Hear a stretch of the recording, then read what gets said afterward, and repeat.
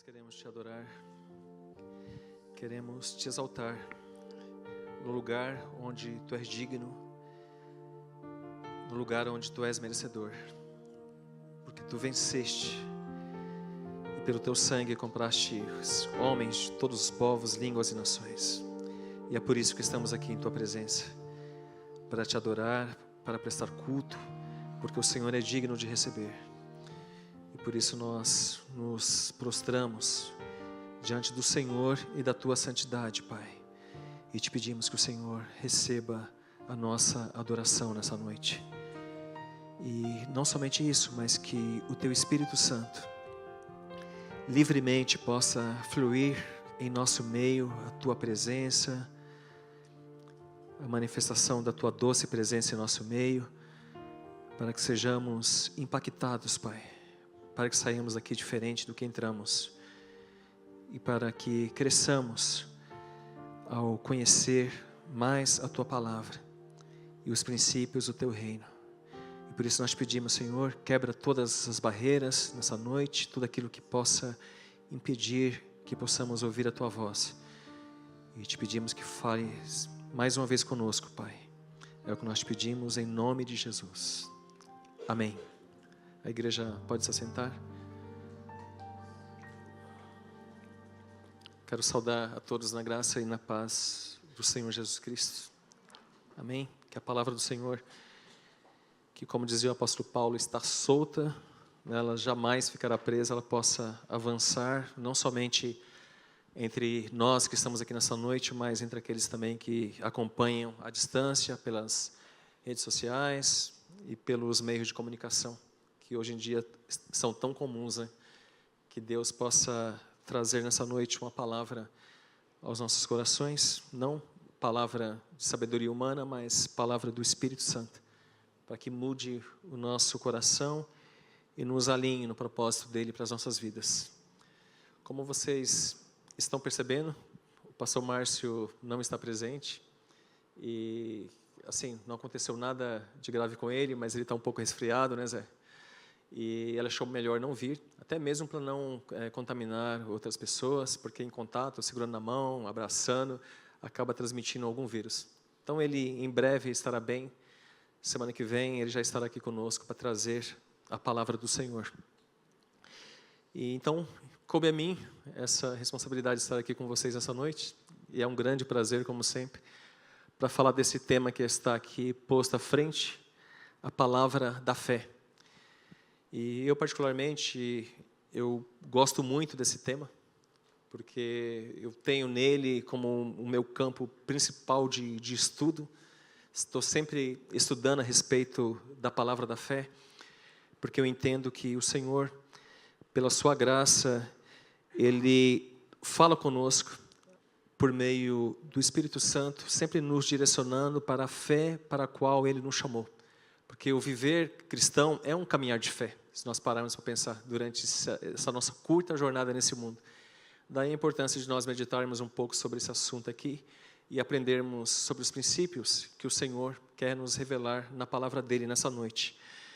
E para tanto, eu convido vocês que acompanhem, ou abrindo suas Bíblias, ou acompanhando aqui pelo texto que será exposto aqui à frente, o texto de Romanos, capítulo 10, a partir do versículo 5, eu lerei até o versículo 11.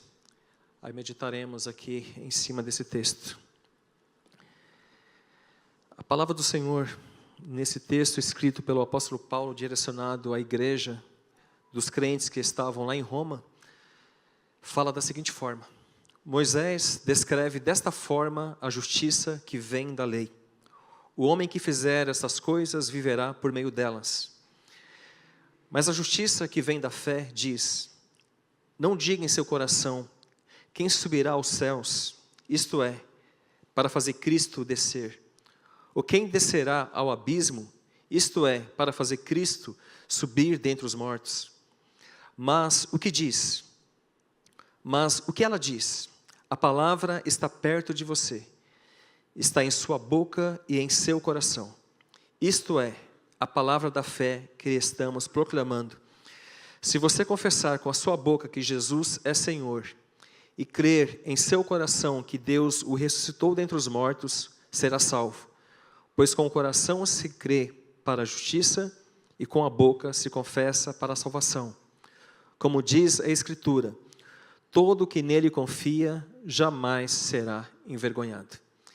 Relembrando aqui que essas palavras ditas pelo apóstolo Paulo aqui aos Romanos é uma citação feita pelo servo de Deus Moisés em Deuteronômio capítulo 30, a partir do versículo 11, onde Moisés, reunindo o povo que havia ficado vivo, porque durante aquelas andanças do povo de Israel pelo deserto, em certa ocasião, o Senhor chegou ao povo e disse para eles que de 20 anos para cima, ninguém ficaria vivo dentro daquele povo. Por quê? Porque era um povo obstinado de coração, de dura cerviz, e que, portanto, não conhecia o mover do Espírito e nem a obediência aos ensinos do Senhor.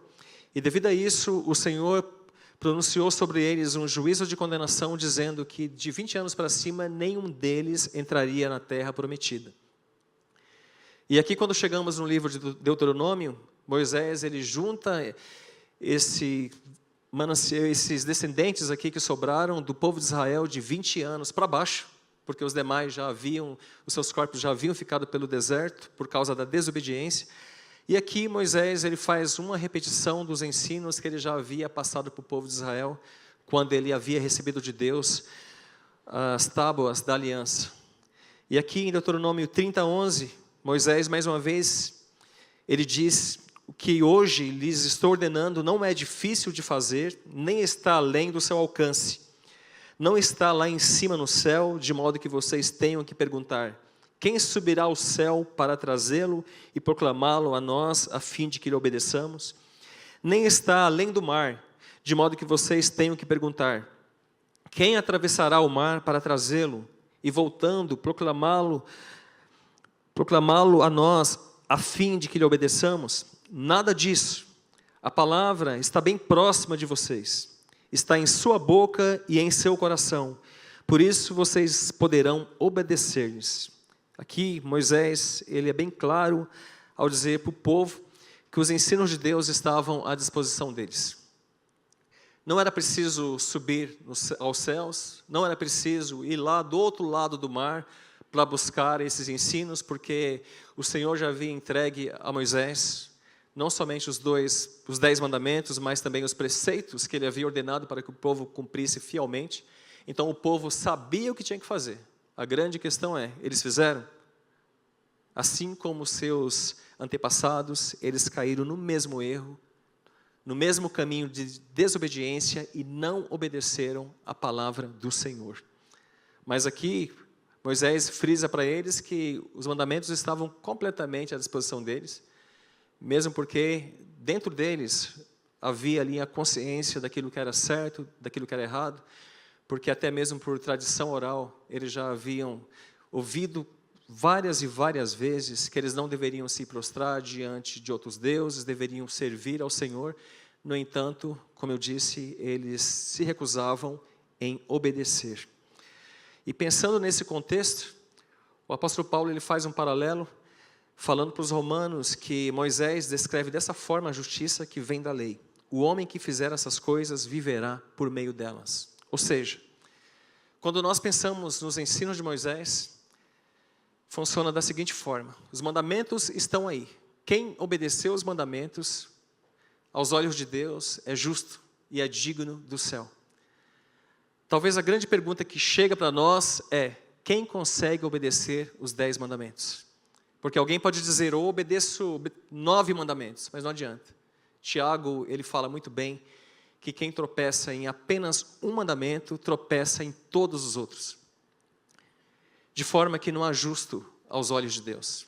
Todos estão encerrados debaixo do pecado, para que precisam ser justificados unicamente pela graça que chega até nós por meio do Senhor Jesus.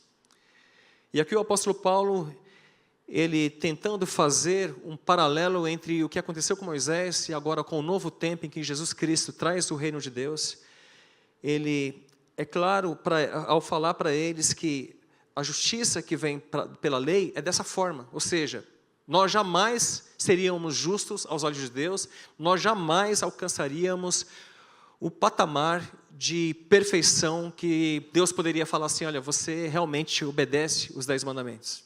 Então aqui ele está trazendo agora um caminho que vem por meio da fé. A justiça que vem pela fé, naquilo que Jesus Cristo fez por nós. Aquilo que nós jamais conseguiríamos fazer. E ao descrever a justiça que vem pela fé, Paulo diz, não diga em seu coração quem subirá aos céus. Ou seja, ele está fazendo a mesma coisa, falando a mesma coisa que Moisés.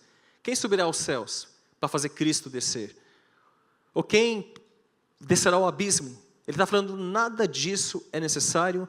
Por quê? Porque a palavra da fé está bem perto de nós, está na nossa boca e no nosso coração.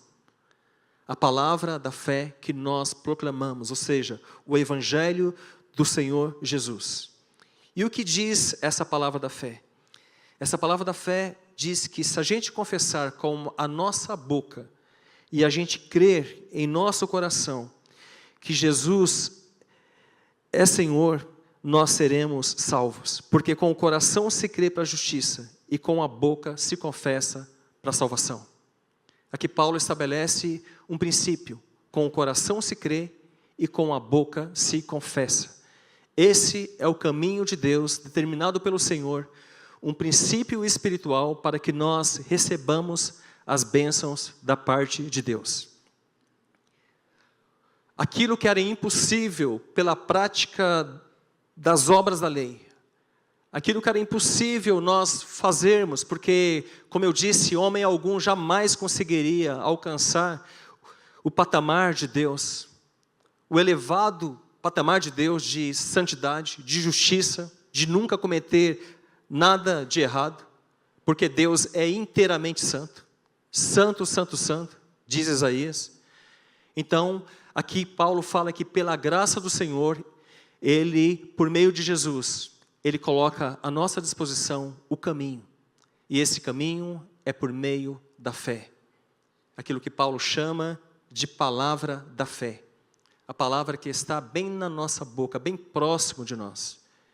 De maneira que a pessoa hoje pode crer em Jesus. Crer no seu coração que Ele ressuscitou dos mortos. E professar com a sua boca que Ele é Senhor, para que possa ser salvo. Esse é o caminho que Deus determinou para todos nós. Mas ao pensar sobre isso, eu sei que pode gerar uma confusão na cabeça de alguns, porque aqui Paulo está falando que é necessário crer com o coração e confessar com a boca. E eu sei que muitos fazem uma confusão entre crer com o coração ou crer com a sua cabeça. Por que eu falo isso?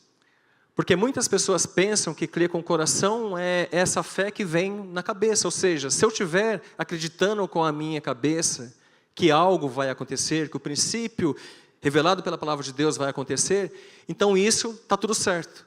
Mas na verdade o que Paulo quer nos ensinar nesse texto aqui é que essa fé que vem pelo coração, ou seja, crer com o coração é algo muito mais profundo do que essa fé que está na nossa cabeça. E é necessário que a gente entenda isso, porque acreditar com a cabeça é exatamente aquilo que o mundo faz. Ou seja, as coisas estão boas, tudo ótimo, creio que está tudo bem.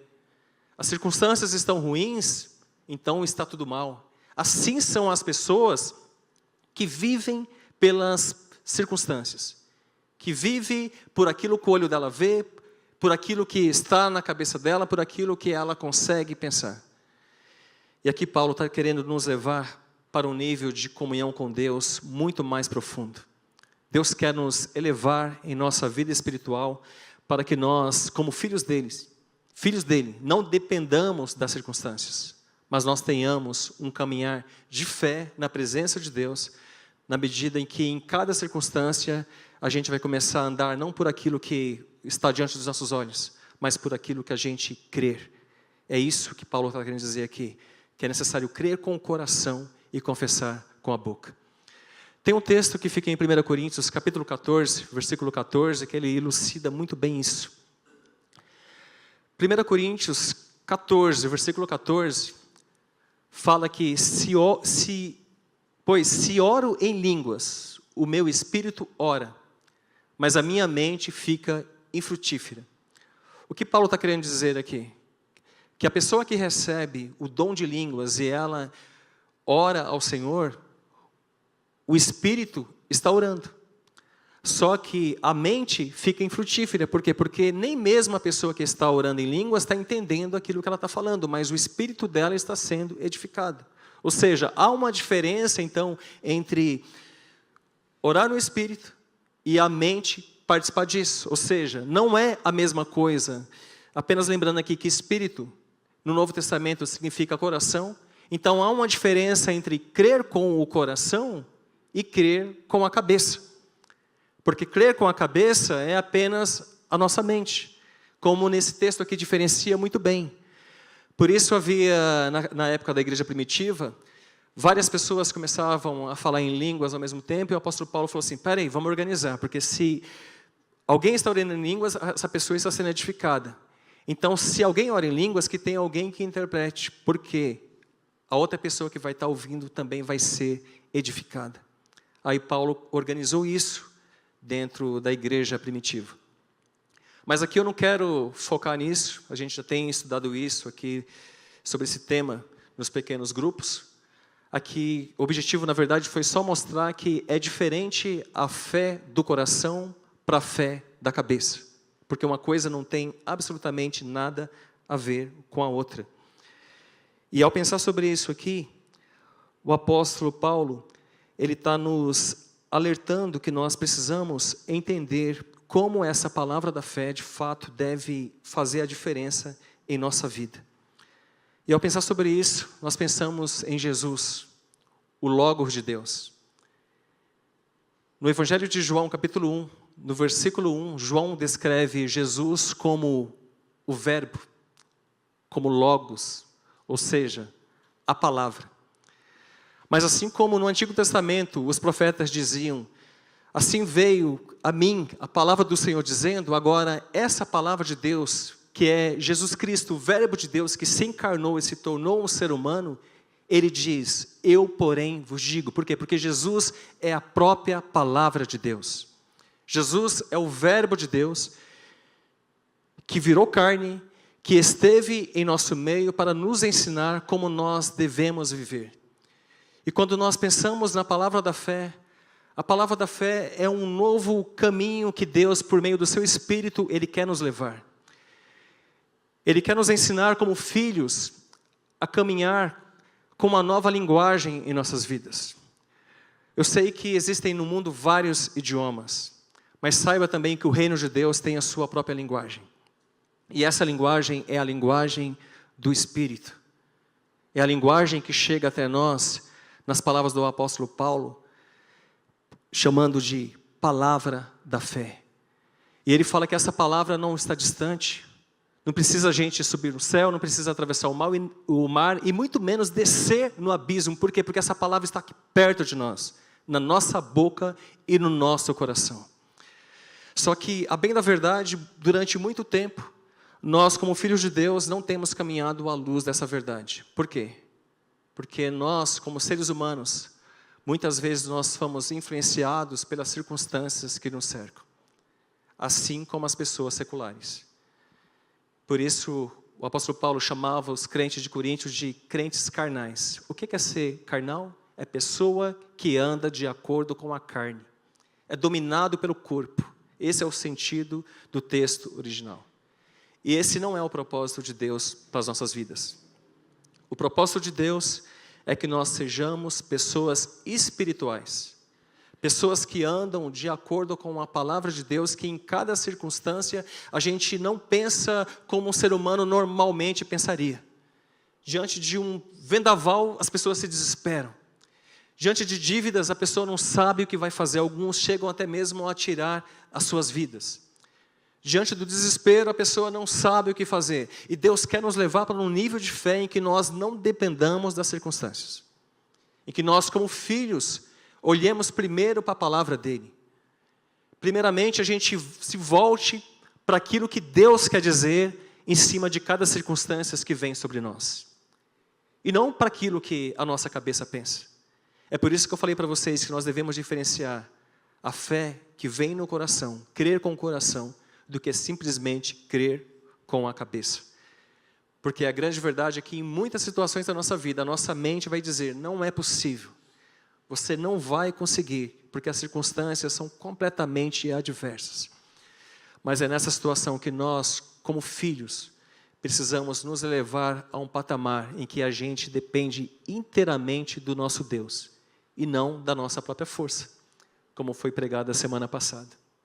Nem da nossa inteligência, nem da nossa capacidade, mas depender inteiramente de Deus. E Jesus, Ele nos deu o exemplo. Para quê? Ele, como verbo de Deus encarnado, como um de nós que já esteve aqui, que esteve no nosso lugar, Ele nos mostrou a forma como nós devemos viver.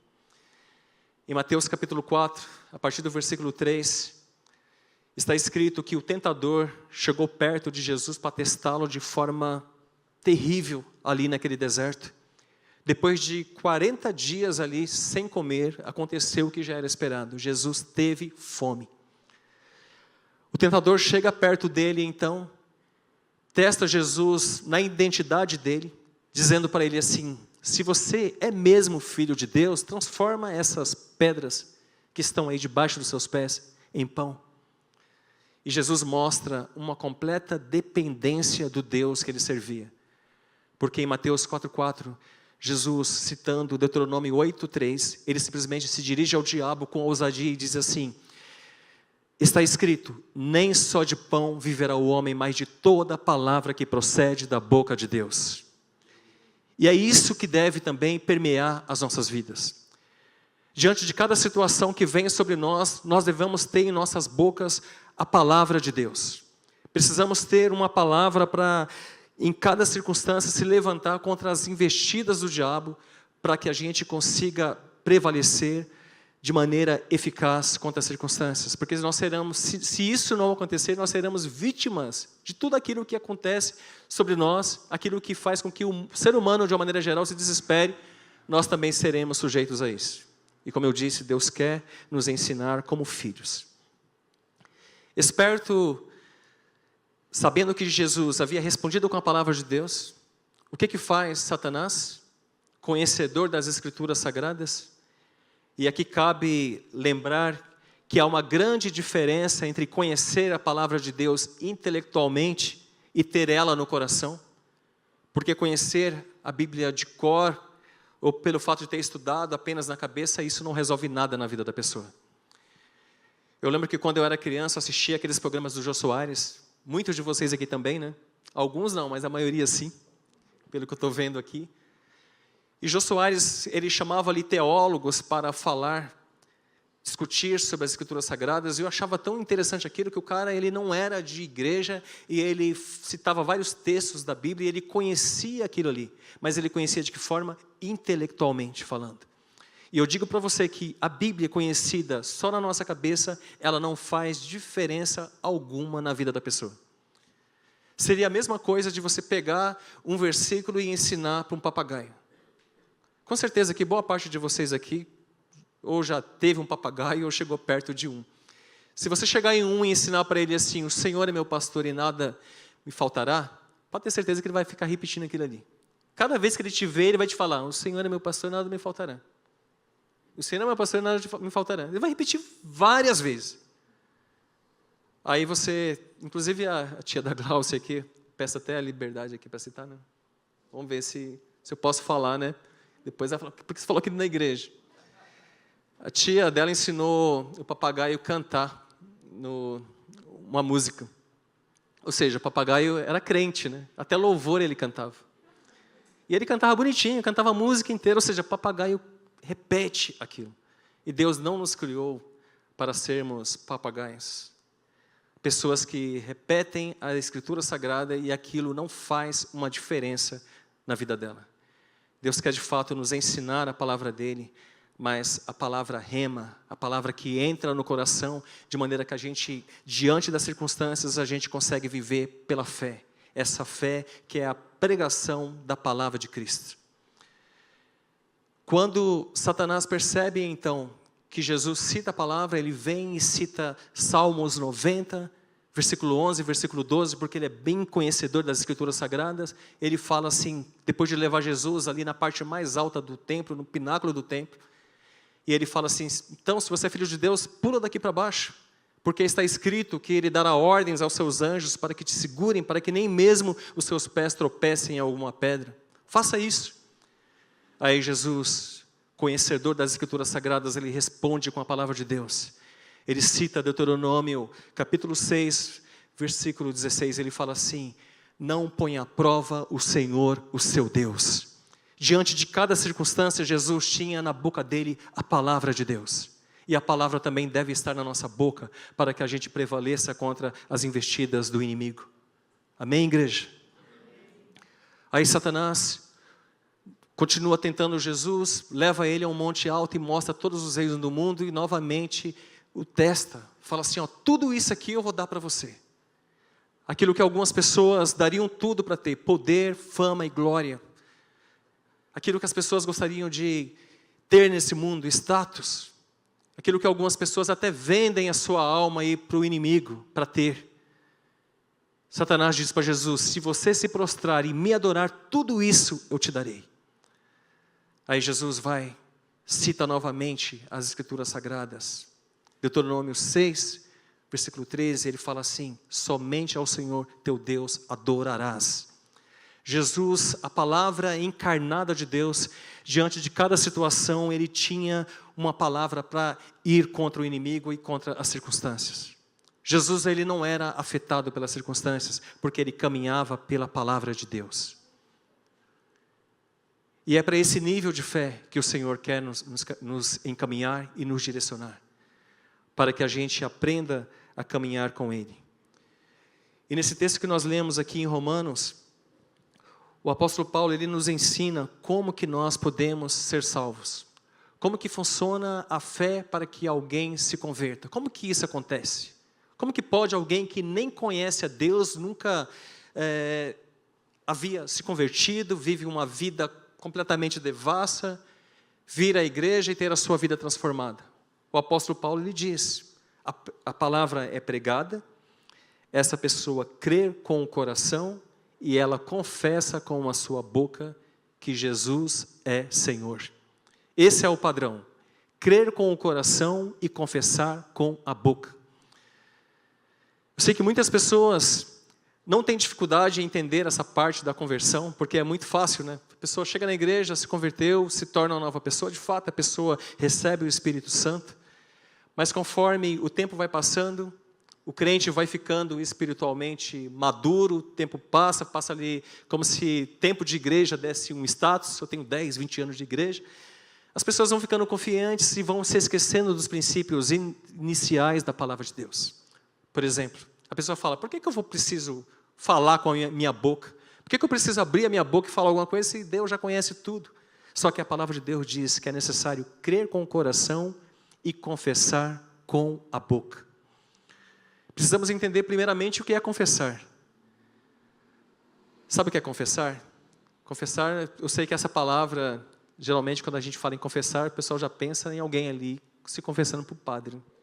Mas não é nada disso. O texto grego diz que confessar é dizer a mesma coisa. Ou seja, confessar a palavra de Cristo é você dizer o que a palavra diz. Então a pessoa crê com o coração e confessa com a sua boca aquilo que a palavra diz. Aí a pessoa recebe a salvação. Agora, por que depois que o tempo passa, por que depois que a pessoa fica, entre aspas, experiente de igreja, a pessoa se esquece disso?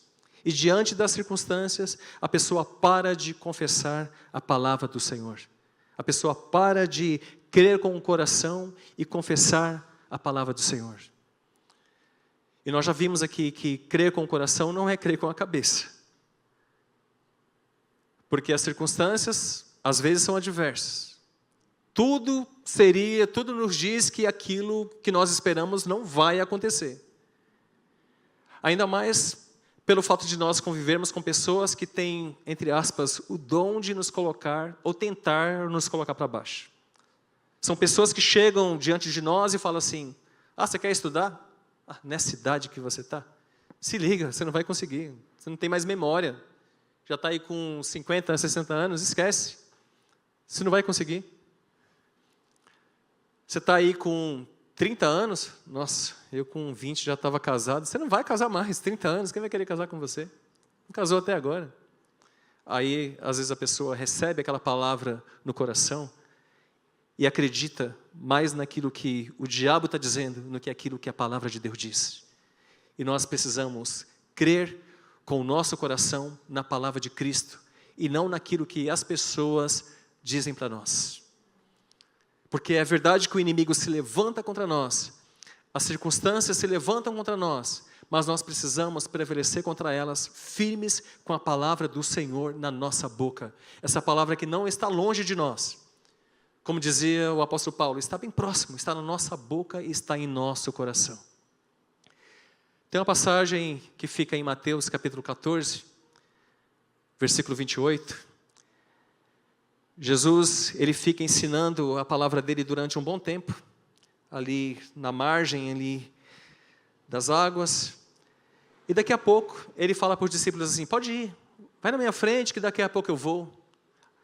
Aí Jesus ele sobe no monte para buscar a Deus, ele fica buscando a presença do Senhor, ele fica orando ao Senhor, e o texto fala que na quarta vigília, ou seja, depois das 3 da manhã, sabe, entre 3 e 6 da manhã, Jesus, ele vai andando por cima das águas até o barco.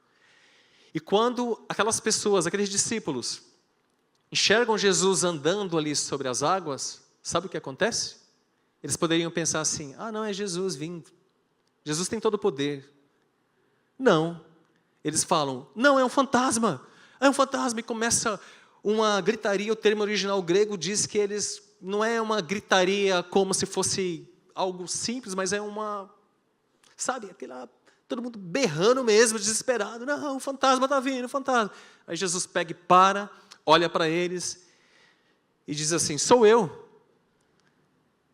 Simão Pedro, um dos mais ousados dos discípulos, talvez que hoje alguém aí falaria, Simão Pedro é meio doido, na verdade. Ele fala assim, Jesus, se és tu, manda-me ir ter contigo andando sobre as águas. Olha a ousadia de Pedro. Jesus, então, em Mateus capítulo 14, versículo 30, Jesus simplesmente olha para Pedro e fala, venha. E o texto fala que Pedro então começa a andar sobre as águas. Ele começa a andar, dá um passo, dá outro passo, dá outro passo. Daqui a pouco, Simão Pedro pega e para, ele começa a perder o foco da palavra rema que ele havia recebido de Jesus, que dizia, vem andando sobre as águas. Ele estava andando, enquanto ele obedeceu a palavra de Jesus, ele conseguia caminhar, mas em certo momento, o texto diz que ele começou a reparar o vento. Ele começou a ouvir aquele vento ali do lado dele, ali, ó. Aquele vento, aquela ventania que a gente ouve quando a gente está na praia, sabe? Aquele vento ali, quando você está ali, aquela brisa. Aí Simão Pedro, ele começa a pensar assim, mas espera aí, o ser humano não anda sobre as águas. E quando ele começa a sentir esse vento e ele volta para a maneira humana de pensar, sabe o que acontece com ele? Ele começa simplesmente a afundar. E quando Pedro começa a afundar, novamente a gritaria, ele grita por Jesus, Jesus, me salva Jesus. É o tempo de Jesus pegar, segurar na mão dele, porque senão Pedro ia afundar naquelas águas. O que nós aprendemos aqui dessa passagem?